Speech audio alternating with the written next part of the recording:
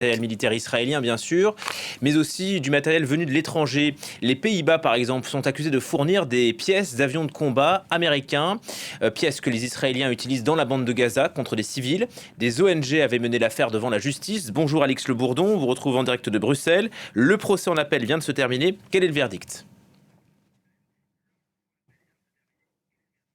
Eh bien écoutez, le tribunal néerlandais a estimé ce matin qu'il existait un risque de violation du droit humanitaire et ordonne donc la suspension des exportations d'ici 7 jours. C'est donc une décision très différente de celle qui avait été prise en première instance dans cette affaire qui oppose des organisations de défense des droits de l'homme et l'État néerlandais. Alors pourquoi ? Eh bien à cause de pièces qui sont stockées dans l'entrepôt d'une petite ville du sud des Pays-Bas, à la frontière avec la Belgique, puis exportées vers d'autres pays, dont l'État hébreu. Ces pièces servent pour les avions de combat américains F-35. Et dans cette affaire, eh bien, les plaignants accusent les Pays-Bas de complicité en livrant ces pièces, mais lors des audiences, l'État néerlandais avait estimé que les Pays-Bas ne fournissaient pas d'armes en tant que telles, puisqu'il s'agit de pièces américaines qui sont stockées sur le sol néerlandais. Et en première instance, le tribunal avait rejeté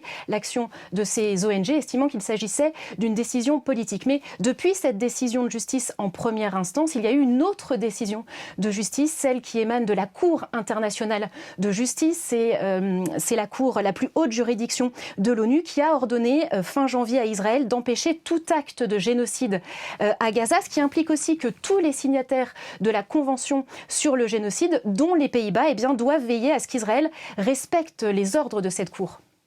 Merci Alix Le Bourdon depuis Bruxelles.